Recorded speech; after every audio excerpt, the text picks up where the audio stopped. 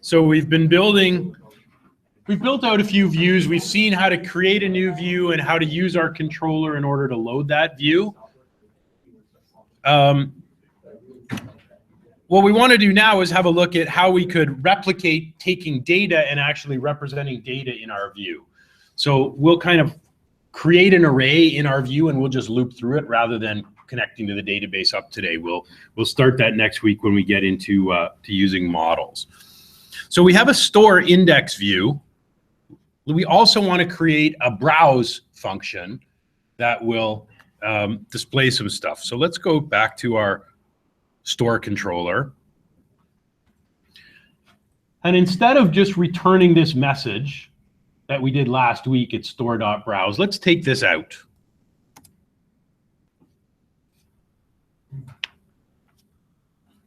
And instead here, we'll just say return view.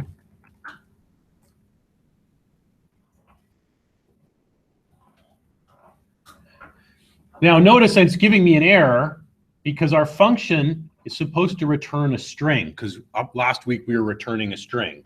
We're no longer returning a string, we're returning a view. So what will we need to change this to? As you can see from our function up above. Yeah, we want to change it to return an action result. Now, we should probably actually talk about this for a second. Now my error goes away.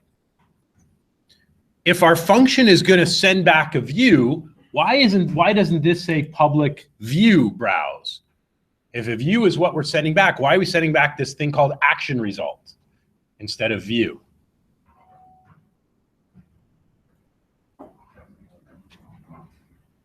Chad, what do you think?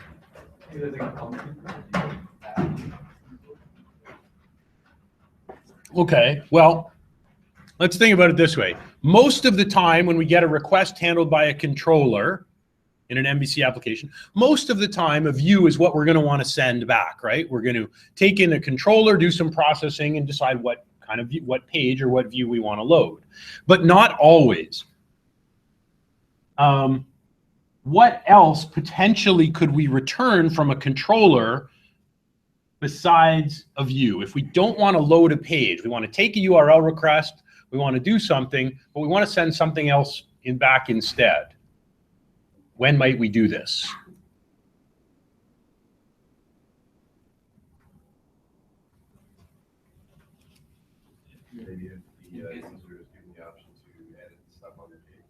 Okay, could be. Could be forms. That's the big one. If we want to use this structure to build an API.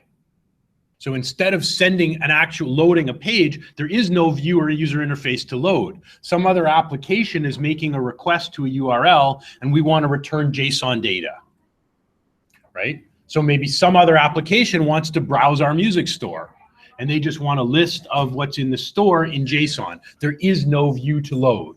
We're going to send this maybe to a mobile application and that data will get rendered in an iOS or an Android application, maybe. Or some other website. So typically we will return a view, but not always. We may want to, this is very easy to generate as an API call.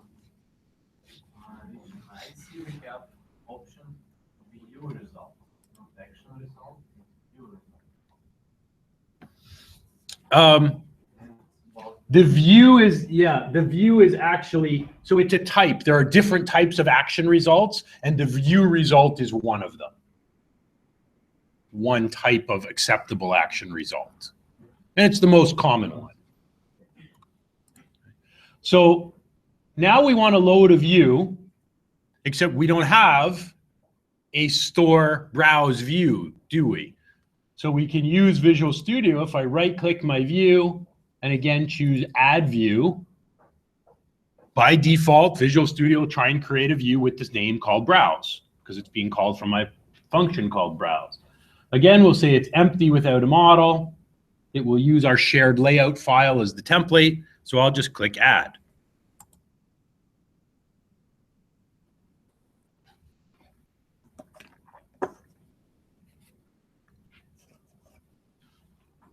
So we'll just hard code some data into an array, a little list, and then we're going to loop through it so we can look at what a for each loop looks like in Razor syntax. So maybe I'll just put on a heading here that says featured albums, and we'll hard code in the names of a few of the albums that are actually in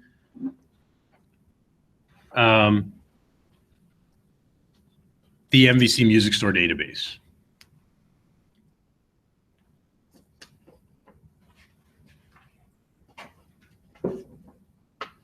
Actually, sorry, instead of albums, let's put in featured genres, right? So styles of music.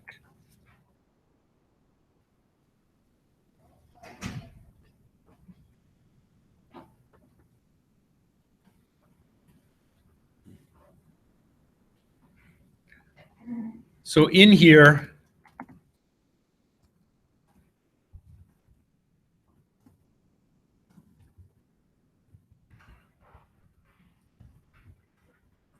we'll just hard code a few values in here. Later on, we'll get them from the database, not today.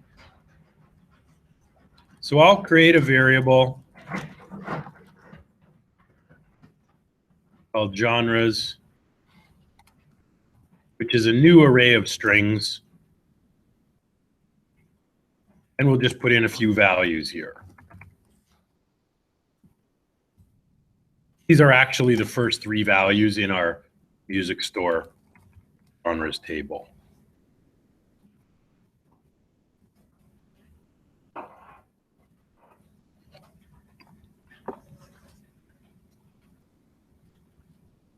So we just want to show these in a list using a loop. I could hard code them in HTML, but we want to look at the Razor syntax of how do we loop through a list of data and display each one. It's fairly similar to how we would do it in PHP, but again, simpler because we don't have to deal with the opening and closing tags as we go in and out of our C# code and our HTML. So let's create an unordered list.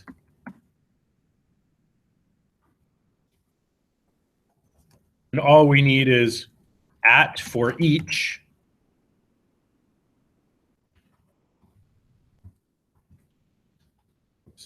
Here we do need the word var. So we're creating a genre variable that refers to one singular item.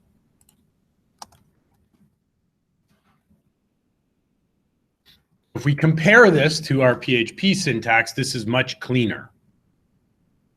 If we want to just output the genre, we just type in @. That's it.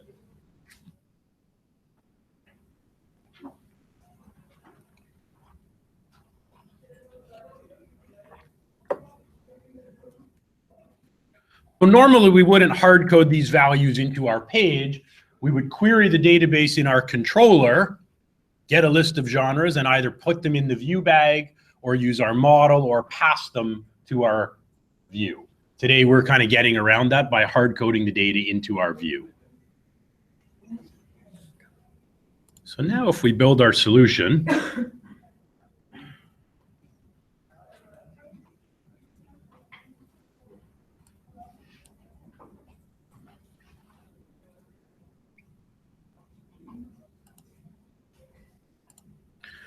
now we haven't put on any link to load this page, so maybe we'll put some text on our store index view that will link to our store browse. Right? I can go there by typing my URL. Let's see how it works.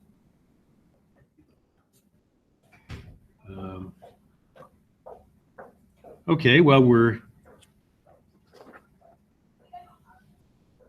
I think I missed my LI tags. Yes. Oops. So around my genre, you should be wrapping this in a set of LI tags. That's better.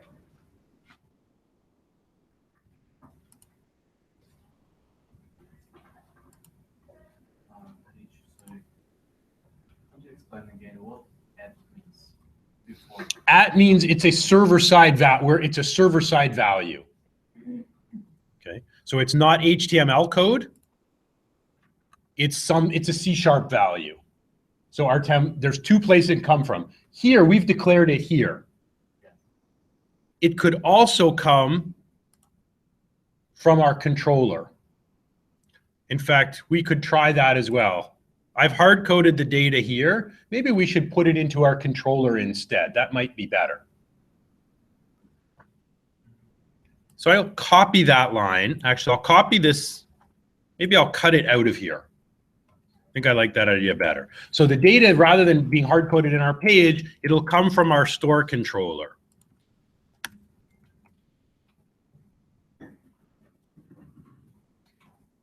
So we can simply pass it in this way. Create the data in the controller and pass it to the view.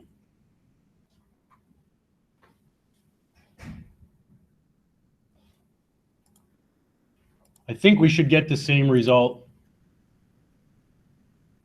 We may have to do one other thing in order to do it this way. Let's try it and see.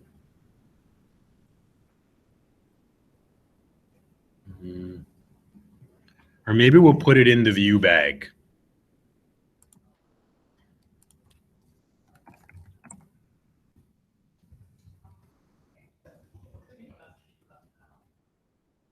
We'll use our view bag. So we'll create it in the controller, put the data in the view bag, because the view bag gets passed to the view automatically.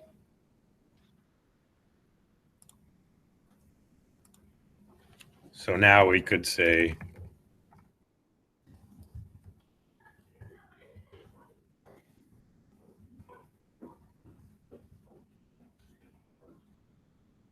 now that error goes away.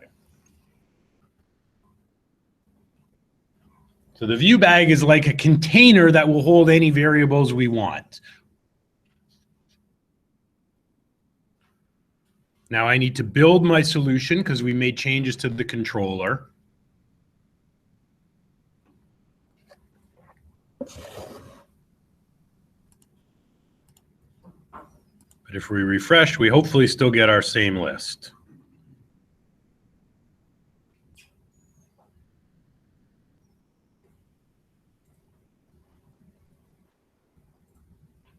So our data is now coming from the controller. It's going into the view bag. And when we load our view, we can read the data out of the view bag and loop through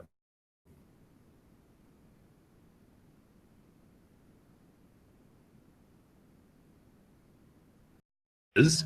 On our front end, I mean, if we compare it to something we might have done in PHP, so for example, something like, let's look at this for a minute.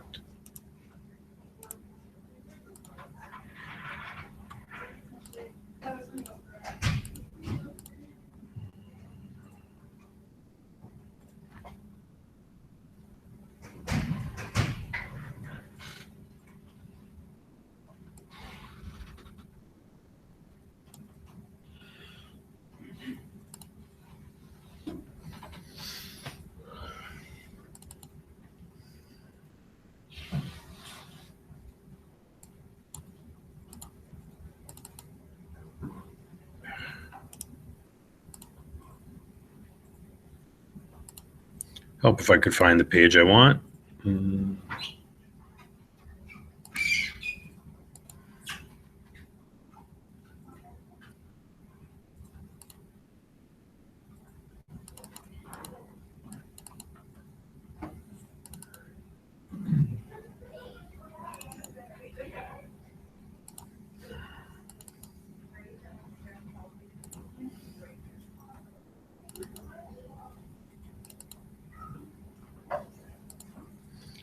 I can't seem to find the right files.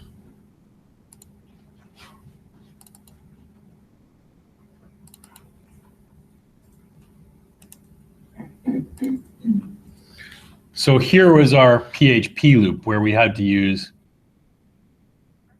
the $signs, and then we're constantly going in and out, concatenating with single quotes and dots to put our PHP values together with our HTML values. Our Razor syntax is much, much easier that little @ symbol, Artem, that just indicates that's a C# or a server-side value. So our code is much easier to read, much easier to write, much less chance of us making an error by leaving out a quote, a dot, a bracket, a closing tag. Thomas?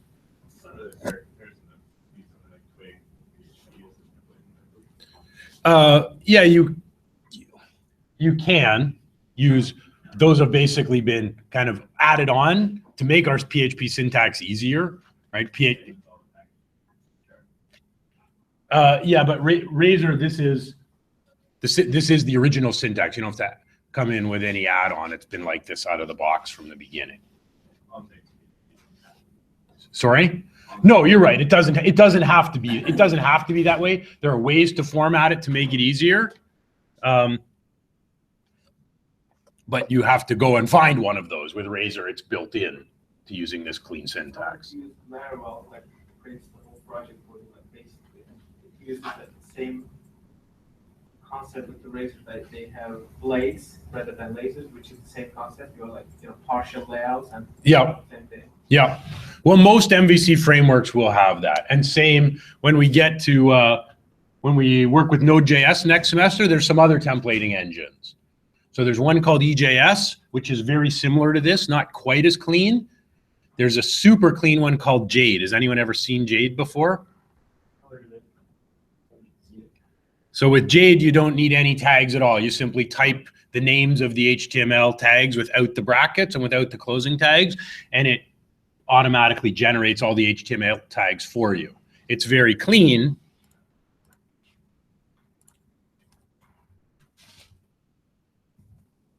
There's one big issue with it. I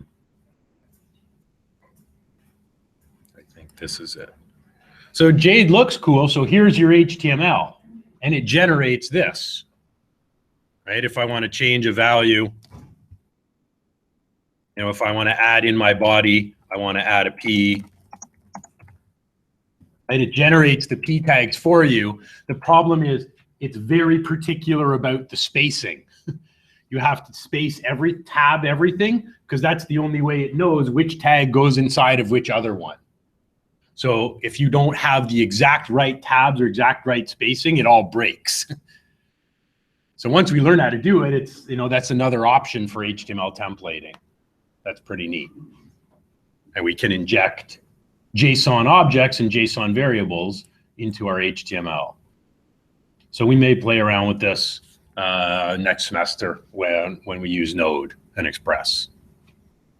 Okay. So more and more of these things, I guess, Thomas and Asa, you raise a good point. Many of these things are coming to that, they're converging. That we have many different tools and libraries, but more and more using a different framework. It's similar to using another one in many cases.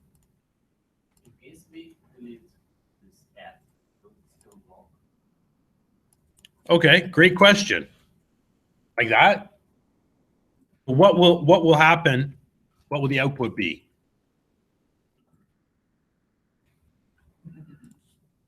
Well, let's see.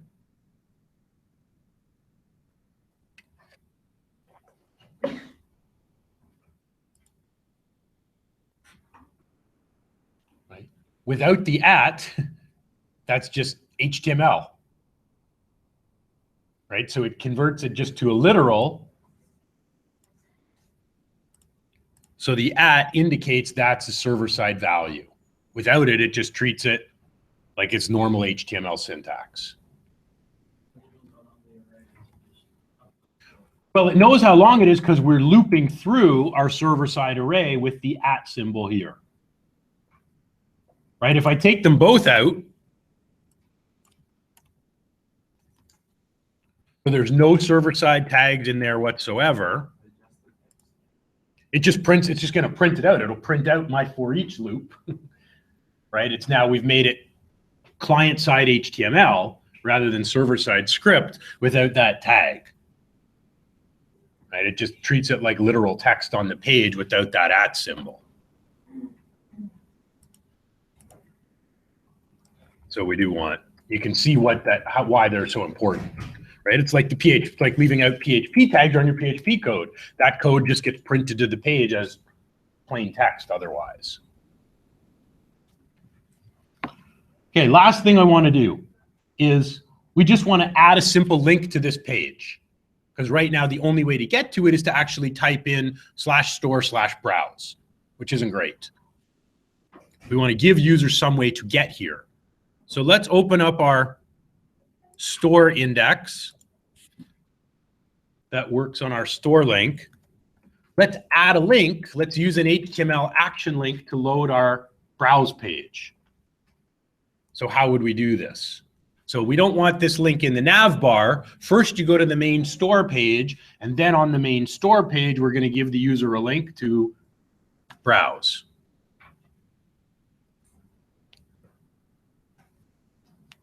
So what would we use? Yeah, we'll use that @HTML action link. So the text of our link can say, browse our store. That's what gets printed in the link that the user sees. That's the first parameter. Second parameter is what's the action or function name this link should call. So what function will this run? Yeah, it's going to run this function, the browse function in our controller. So the second parameter is the name of our action. And the third one is, it says root value. So which controller, because there could be many browse functions in our application, the browse function in which controller? Yeah, so we want a name, and we don't have to write the full name. We don't have to write store controller. It knows it's a controller. So in the controller called store.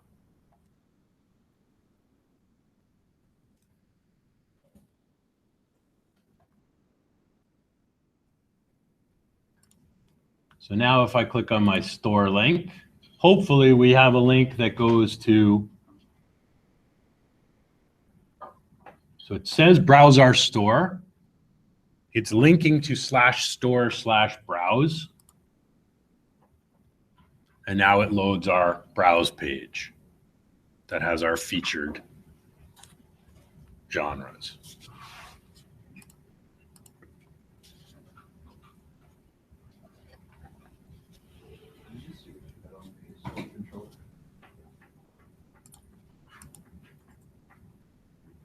So our browse function sets up this array, puts it in the view bag, and loads the browse view.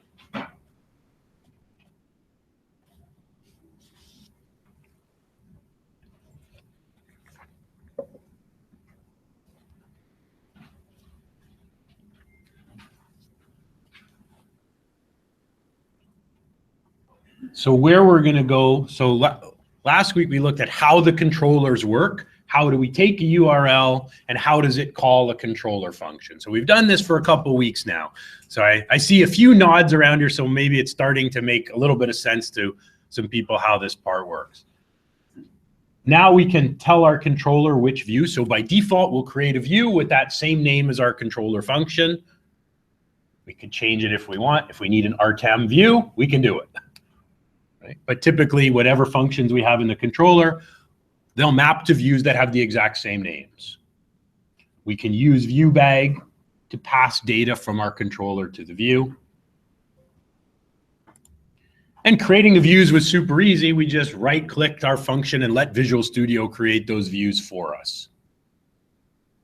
We've done two parts of our MVC. We've done the view, the V, and we've done the C. Right? We've looked at how controllers work and how controllers load views, and we know now how to create pages and how to represent some server-side, some dynamic content in those views. So next week, what we want to do is we need to add the model part, because all of this stuff is still disconnected from our actual music store SQL server. So next week, what we're going to do, the first part of this is similar to what we did with our web forms. We'll create a data model using Entity Framework.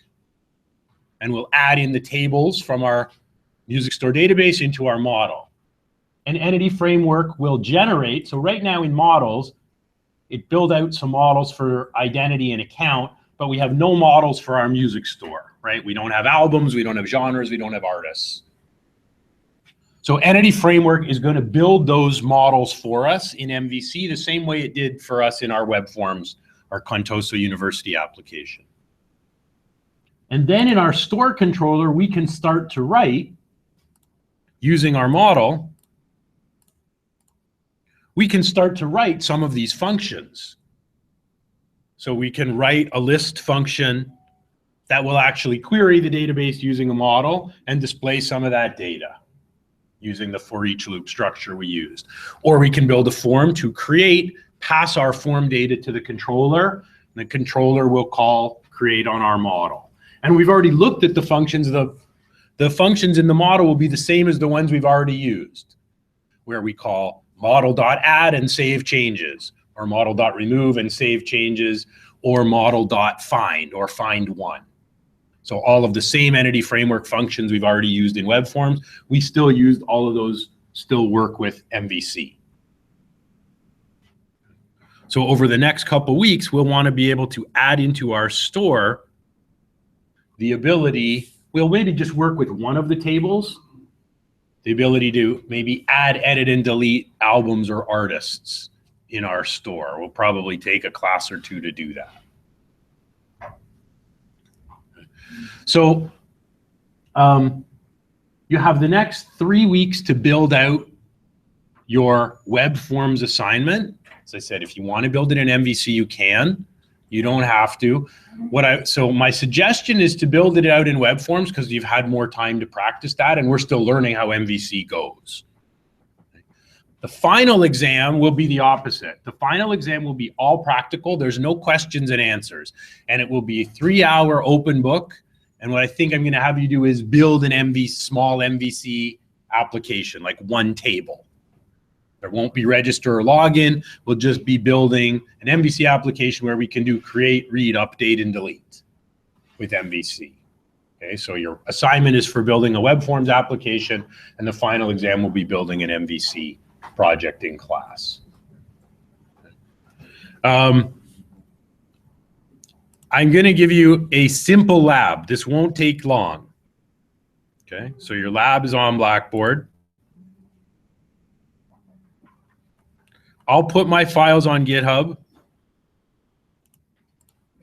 For your lab, just like the labs with our web forms application, you don't have to build a separate application. You're just going to add on to what we did today into your MVC music store.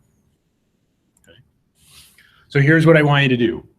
Won't take you long. And in fact, you can start now. I'll stick around for the next 15 minutes because we still have some time. Okay. I want you to create a songs controller. And where's the songs controller going to go? In what folder?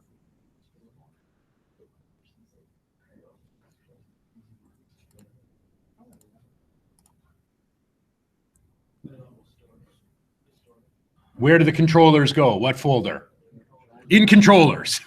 So you're going to make a new controller called songs controller and put it in the controllers directory.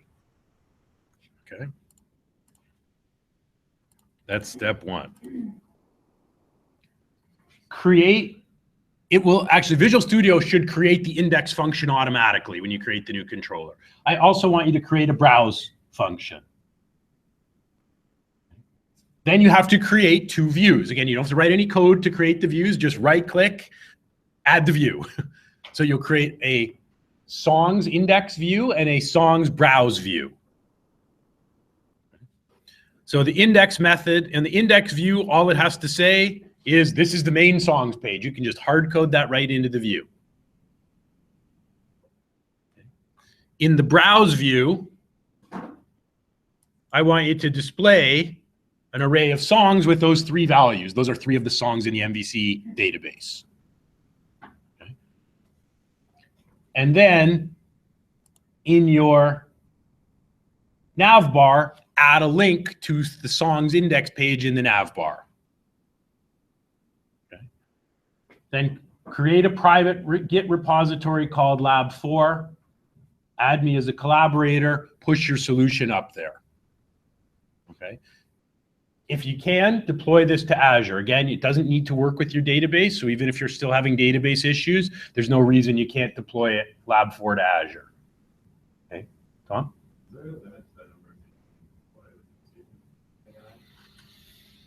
In terms of the web app, I'm honestly not sure. They've changed it. It used to be you could employ as many websites as you wanted, but only 2 SQL databases.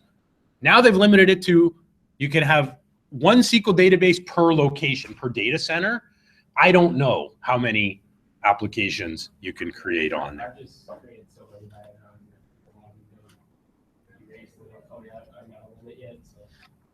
Okay, so keep creating them until you, okay. So you're making 1 controller and 2 new views in your music store. And you're just basically practicing what we did together today. I want you to go through building your own controller, building a couple of your own views, and using the controller to load those views. Okay. And you can put the link, just put a songs link right in your nav bar, or if you want, you can put the songs link. If you have this page working, if you have your store main page, you could put the link here if you want. You could say, you know, view our top songs, and it will link to your songs. So up to you where you put the link. Okay, so you have until Thursday night to do the lab, and then until next Monday. So you have a week to get started on assignment 2. Okay, and if you're not sure if your idea for assignment 2 is too big or whether it's appropriate, just send me an email. Hey, Rich, this is what I'm thinking of building. Is this going to be okay? And I'll let you know yes or no. Okay, but please build something of your own. Don't build the exact same thing as your friend is building. Build something that interests you, that you're going to use, that you might sell, etc. Okay, are there any questions for your lab?